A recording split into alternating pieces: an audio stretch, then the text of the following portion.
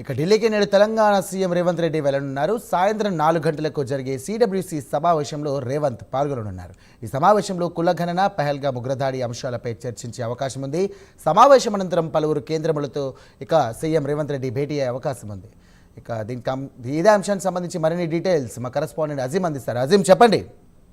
మరికాసేపట్లో Telangana CM Revanth Reddy ఢిల్లీకి వెళ్లనున్నారు. అయితే ఢిల్లీలో ఈ రోజు కీలకమైనటువంటి సిడబ్ల్యూసీ కాంగ్రెస్ వర్కింగ్ కమిటీ సమావేశం జరగనుంది. ఈ సమావేశంలో ముఖ్యంగా చూసినట్లయితే పహల్గామ్ లో జరిగినటువంటి ఉగ్రదాడికి సంబంధించినటువంటి కేంద్ర వైఫల్యాలపై కావచ్చు, అలాగే అక్కడ ఉన్నటువంటి తాజా పరిస్థితులపై కూడా ఏదైతే కాంగ్రెస్ పార్టీ చర్చిస్తున్నది. దీంతో పాటు ఏదైతే ఇటీవలే కేంద్ర ప్రభుత్వం తీసుకున్న నిర్ణయం ఏదైతే ఉందో జనగణనలో కులగణన చేస్తామని చెప్పి దీనికి సంబంధించిన అంశంపై కూడా ఈ సిడబ్ల్యూసీ సమావేశంలో చర్చించే అవకాశం కనిపిస్తుంది. కేంద్ర ఏదైతే రాష్ట్రాల్లో కాంగ్రెస్ రాష్ట్రాల్లో ఉన్నటువంటి సీఎంలతో పాటు సిఎల్పీ నాయకులు అందరూ కూడా ఈ సమావేశంలో పాల్గొంటారు. కాంగ్రెస్ పార్టీకి సంబంధించిన సీనియర్ నాయకులు అందరూ కూడా సోనియా గాంధీ, రాహుల్ గాంధీ, ఖార్గే, ప్రియాంక గాంధీ, కేసీ వేణుగోపాల్ ఇలాంటి కీలకమైన నేతలు అందరూ కూడా ఈ సమావేశంలో పాల్గొంటారు. జనగణనలో కులగణన కాంగ్రెస్ పార్టీ మొదటి నుంచి కూడా చెప్పుకుంటూ వస్తుంది. ఏదైతే రాహుల్ గాంధీ చేపట్టినటువంటి భారత్ జోడో పాదయాత్ర ఏదైతే కన్యాకుమారి నుంచి కాశ్మీర్ వరకు ఈ మొత్తం పాదయాత్రలో కూడా అక్కడ ప్రజా సమస్యలు విన్నారు, తెలుసుకున్నారు. సో ఈ నేపథ్యంలో రాహుల్ గాంధీ గత 2 ఏళ్ల నుంచి కూడా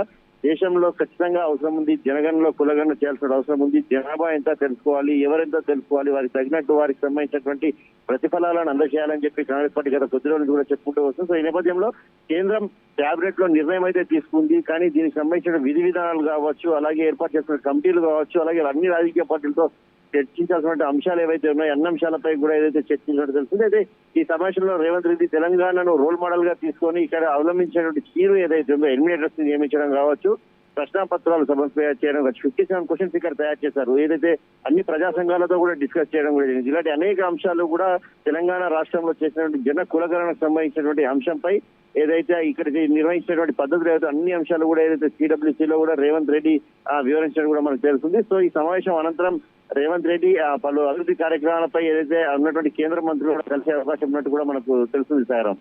థ్యాంక్ యూ అజీం.